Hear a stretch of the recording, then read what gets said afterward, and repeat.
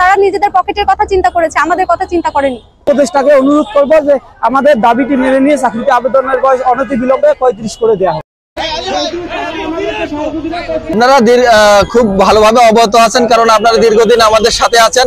আমাদের এই আন্দোলনটা দীর্ঘ 12 বছরের 2011 সাল থেকে হয়ে আসতেছে, যার পরিপ্রেক্ষিতে 2024 সালে জনপ্রশাসন সংস্কার কমিটি কর্তৃক একটা কমিটি গঠন করে যে চাকরিতে প্রবেশের বয়সসীমা 35 করার যৌক্তিকতা আছে কিনা। তো ওনারা দেশ এবং আন্তর্জাতিক বিভিন্ন দেশের যে চাকরিতে প্রবেশের বয়সসীমা পর্যালোচনা করে এবং বাংলাদেশের প্রেক্ষাপট বিবেচনায় নিয়ে ওনারা জনগণকে চাকরি সুপারিশ করে, যেটা পূর্ণ বাস্তবায়ন নিয়ে আমরা যেটা বাস্তবায়ন হয়নি, একটা পুনর্বাসনমূলক 32 দেওয়া হয়েছিল। মেসেজ দিতে চাইছি যে সেটা দ্রুত বাস্তবায়নের জন্য। আপনারা লক্ষ্য করেছেন যে বাংলাদেশের যে চাকরি ব্যবস্থা বা চাকরি বিধিমালা বা প্রবেশের সময়সীমা, এটা একটা ঔপনিবেশিক আইন দ্বারা নিয়ন্ত্রিত হয়। স্বাধীন বাংলাদেশের দীর্ঘদিনেও আমরা এই আন্দোলনের সাথে ছিলাম যে বাংলাদেশের চাকরি বয়সসীমা আন্দোলন এটা পুরাতন একটা আন্দোলন, অনেক আগেও হয়েছে, তখন সামান্য চেঞ্জ করা হয়। আপনি দেখেছেন যে 5ই আগস্টের পরে একটা জুলাই গণ অভ্যুত্থান, রক্তাক্ত জুলাই অভ্যুত্থানের উপর দাঁড়িয়ে এই সরকারের প্রেক্ষিতে যখন আন্দোলন হয়েছে, সেই আন্দোলনের প্রেক্ষিতে একটা কমিশন হয়েছে। সেই কমিশন এবং আন্দোলন কর্মীরা বসে উভয়ের কথা শুনে কমিশন একটা সুপারিশ করেছিল যে পুরুষ প্রার্থীদের ক্ষেত্রে বয়স হবে 35 এবং নারীদের ক্ষেত্রে 37।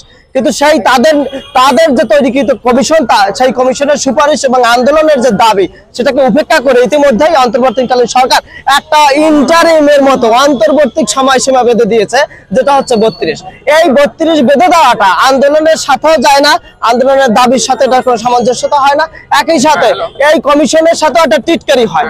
আমরা বলতে চাই যে বাংলাদেশের চাকরি ব্যবস্থা, এই যে সচিবালয় কেন্দ্রিক মালিকানা, এই সকল কিছুর একটা সংস্কার করা দরকার। কিন্তু আপাতত বাংলাদেশে আমাদের দাবি হচ্ছে যে চাকরির বয়সসীমা 35 হোক আর নারীদের ক্ষেত্রে 37, যে সুপারিশ করা হয়েছিল সেটা বাস্তবায়ন হোক। কিন্তু মনে রাখা দরকার যে বাংলাদেশে শুধু সরকারি না, বেসরকারি চাকরি সহ এবং ল এনফোর্স এজেন্সি, সামরিক, পুলিশ প্রশাসন সহ নানান জায়গা আছে, সেইখানে যে সমস্ত জায়গায় লিমিটেশন রাখা দরকার, অর্থাৎ বাহিনীগুলোতে যদি লিমিটেশন রাখা দরকার সেগুলো লিমিটেশন থাকবে।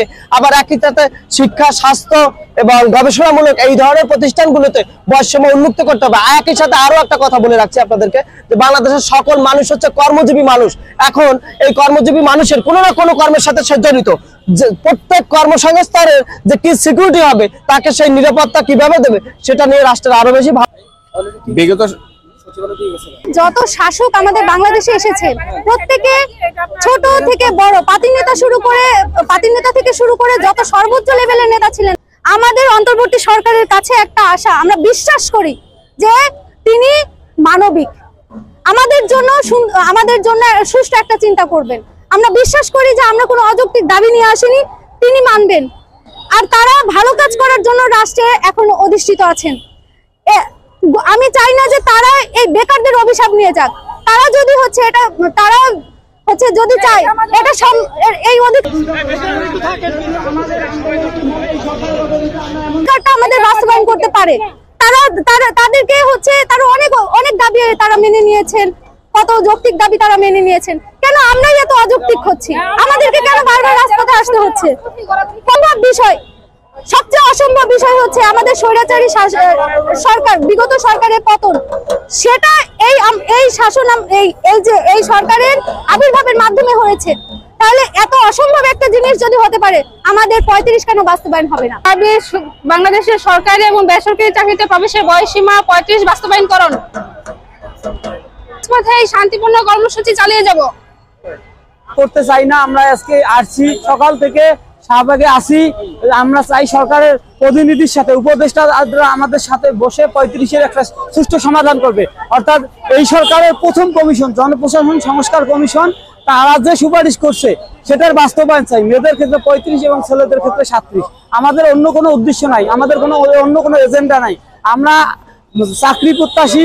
আমরা সরকার, যেহেতু আমাদের আন্দোলনের ফলে এই সরকার গঠিত হয়েছে, আমাদের রক্তের উপর দাঁড়িয়ে আছে, আমরা সেই আমাদের কাঙ্ক্ষিত সরকারের